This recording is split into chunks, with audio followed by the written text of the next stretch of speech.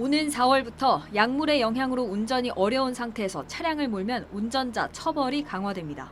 경찰청은 도로교통법 개정에 따라 4월 2일부터 약물운전 처벌 기준이 강화되고 경찰의 약물 측정 요구에 응하지 않을 경우에도 처벌받을 수 있다고 밝혔습니다.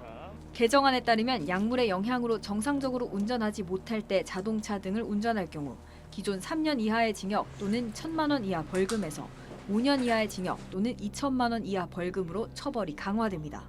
다만 약물을 복용하고 운전했다는 이유만으로 다 처벌되는 건 아닙니다.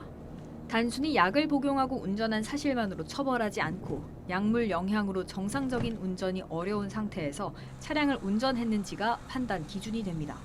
사고를 내거나 지그재그 운전 등 객관적으로 운전 능력 저하가 드러나는 운전 행태가 단속 판단의 근거가 될 수 있습니다. 약물 측정 불응죄도 새로 도입됩니다. 단속 경찰관이 약물 측정을 요구했음에도 불응하면 약물 운전과 동일한 수준으로 처벌될 수 있습니다. 경찰은 약을 처방받거나 구입할 때 의사나 약사에게 운전 가능 여부를 확인하고 졸음을 유발하는 약을 복용한 경우에는 충분한 시간을 두고 운전을 피하는 게 안전하다고 당부했습니다. SBS 신정은입니다. 지난 2일 퇴근 시간대 횡단보도 앞 인도를 덮쳤던 서울 종강역 다중 추돌 사고. 1명이 숨지고 14명이 다치는 등 큰 인명피해를 낳았습니다. 사고를 낸 70대 택시기사 A씨는 약물 간이 검사에서 모르핀 양성 반응이 나왔는데 정밀 검사 결과 감기약 성분이었던 걸로 확인됐습니다. A씨는 경찰 조사에서도 감기약을 먹었고 사고 당시가 잘 기억나지 않는다고 진술한 걸로 전해졌습니다. 검출된 성분 가운데 기침, 가래약으로 많이 쓰이는 디하이드로코데인이 모르핀과 화학적으로 유사한 구조라고 국립과학수사연구원은 설명했습니다. 전문가들은 일부 감기약의 경우 디하이드로코데인 외에도 콧물약으로 많이 쓰이는 항히스타민제 등의 졸음 유발 성분이 다수 포함돼 있어 유의해야 한다고 지적합니다. 복약 치료할 때 졸음 부작용이 너무나 명백한 약들은 운전을 하시면 안 된다라고까지 얘기할 수 있는 거죠. 원칙은 약을 복용하신 뒤에 졸음이 오면 운전을 하면 안 되는 거예요.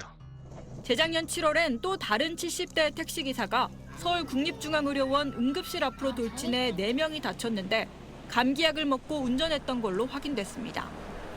주의가 필요한 건 감기약뿐만이 아닙니다.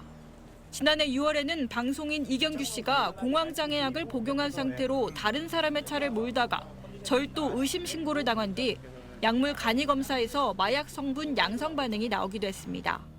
대표적으로 수면제, 신경안정제, 우울증약, 공황장애약 당연히 운전 시 주의가 필요하고요. 오는 4월부터는 약물운전 혐의의 처벌 수위를 높인 개정 법률안도 시행됩니다. 하지만 전문가들은 운전자 처벌 강화만이 아닌 의료진이 운전에 유의해야 할 약 성분 고지 의무를 분명히 하는 식의 제도 마련이 뒷받침돼야 된다고 지적합니다. SBS 유수환입니다. 검찰이 약물을 복용하고 운전한 혐의로 입건됐던 개그맨 이경규 씨를 벌금 200만 원에 약식 기소했습니다. 약식 기소는 비교적 가벼운 사건에 대해 정식 공판을 거치지 않고 서면으로 벌금이나 과태료를 부과해달라고 법원에 약식 명령을 청구하는 겁니다. 지난 6월 이경규 씨는 서울 논현동에서 공황장애 약을 복용한 상태로 차를 운전했습니다. 당시 자신의 차종과 색깔이 같은 다른 사람의 차를 몰고 이동하다 절도 의심 신고를 받기도 했고 약물 간이 시약 검사에선 양성 반응이 나왔습니다. 이경규 씨는 경찰 조사에서 공황장애 약을 먹고 운전하면 안 된다는 걸 크게 인지하지 못했다고 말했습니다. 지금까지 굿모닝 연예였습니다.